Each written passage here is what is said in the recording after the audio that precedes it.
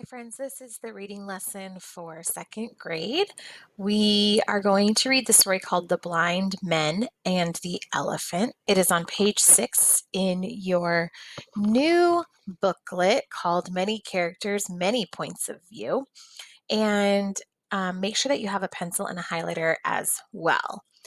Today's story is specifically a folk tale, and we've read some folk tales before, but folk tales are stories that are typically passed down through generation by word of mouth. So if you're ready, we will go ahead and get started. Short Read 1. Remember to annotate as you read. The Blind Men and the Elephant. Long ago, in a village in India, there lived 5 blind men. The men had been blind since birth, and they had learned to rely on their other senses to understand the world. The 5 men were curious about many things, including nature and animals. One animal they were especially curious about was the elephant.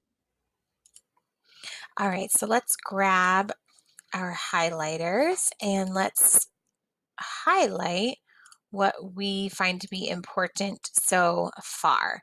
So go back and highlight in paragraphs 1 and 2.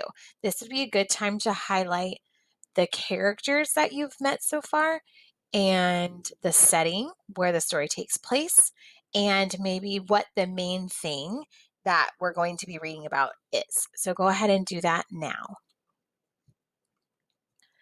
So it's probably important to highlight that we are in a village in India and our characters are 5 blind men. So remember, blind means that you cannot see, but these men have relied on their senses to help them understand the world. So since they can't see, they rely on their other senses to help them understand things. And they were always curious about things, but they were especially curious about the elephant. So I bet this story is going to be about them learning about the elephant.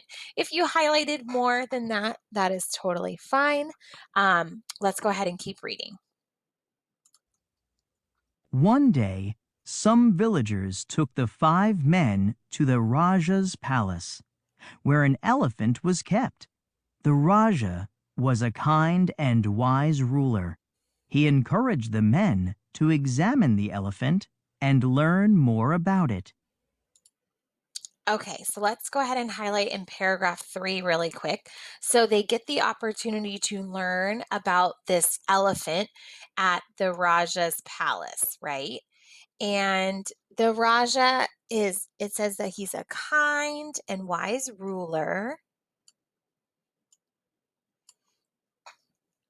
and that the men are going to examine the elephant, right?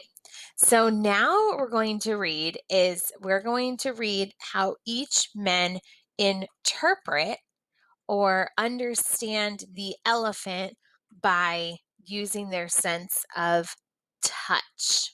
Okay. Instead of writing about each of these next paragraphs, we're just going to highlight which character is telling us about what they think the elephant is. Does that make sense? So let's go ahead and read paragraph 4 and then we'll highlight. So the first blind man touched the elephant's trunk. "An elephant is like a large snake," he proclaimed. Okay, so we know that the first man, so let's highlight first blind man, touches the elephant's trunk, and he says, an elephant is like a large snake. Okay, let's go ahead and look at the second blind man. The second blind man touched the elephant's side. "An elephant is like a hard wall," he announced. Okay, so now the second blind man touches the elephant's side, like of his body, And he says, an elephant is like a hard wall. Let's keep going. The third blind man felt the elephant's tusk. The elephant is as sharp as a spear, he exclaimed. The fourth blind man touched the elephant's huge ear. The elephant is like a gigantic fan, he announced. The fifth blind man felt the elephant's tail. The elephant is like a rope, he declared. Okay, so I want you to go back into paragraphs 6, 7, and 8 and highlight which blind man is talking, what he is touching, and what he thinks the elephant is like because of that. So go ahead and pause the video and do that now. All right, so in paragraph 6, it says, third blind man, he feels the elephant's tusk, and it says the elephant is as sharp as a spear. Look at those sharp tusks right there. And then the fourth blind man, whoops, touches the elephant's ear, and it says the elephant is like a gigantic fan. And the fifth blind man, he feels the elephant's tail, and he says the elephant is like a rope. All right. So they all think different things, right? Let's see what happens next. Then the men began arguing because each thought he was right. So the Rajah interrupted them. Each of you has touched only one part of the elephant, he explained. To know the elephant, you must put all the parts together. All right. So what happens here? The men start arguing, and then the Raja helps them learn a lesson. Go ahead and highlight what that lesson is.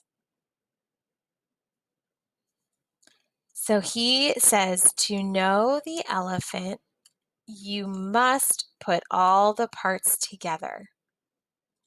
So, what can we learn from that? What can we learn from that? Think about that for a minute. So when he says to know the elephant, you must put all the parts together. So he's pretty much saying it's better to work together than it is to work by yourself. If they put all of their knowledge together, they will be smarter and stronger and understand what they are feeling and trying to figure out, right? Okay, so you can go ahead and put your cap on your highlighter. We're going to do a little bit of writing. We are going to kind of do a story event chart. It's going to just be a modified story event. We are going to start by writing about the beginning. So we need to set kind of the stage here, like what is happening, who is in the story, and where it is happening. So go ahead and on page 6, we're going to start by writing the word beginning with a colon. And we know that this is happening long ago in India, and 5 blind men are trying to figure out what? An elephant, right? So let's go ahead and start right with that. So in India, long ago, or how about we say long ago in India? Long ago in India, whoops, 5 blind men want to learn about the elephant.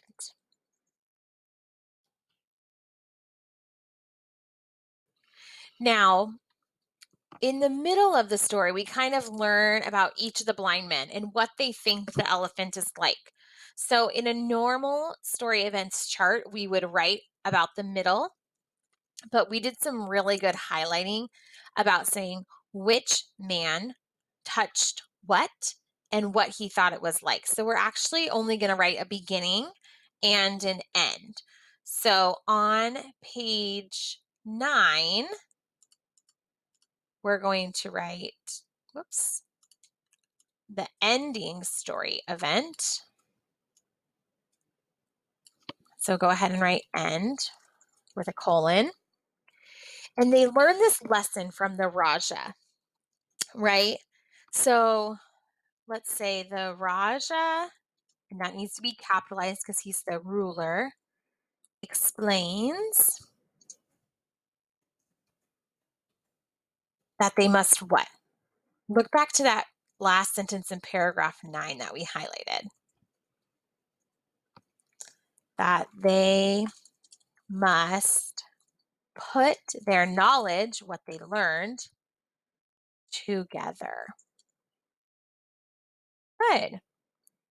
So, a nice little story with a nice lesson at the end that working together, working as a team, helps you learn and understand more about life, about what's going on, about what you are studying in school, and things like that.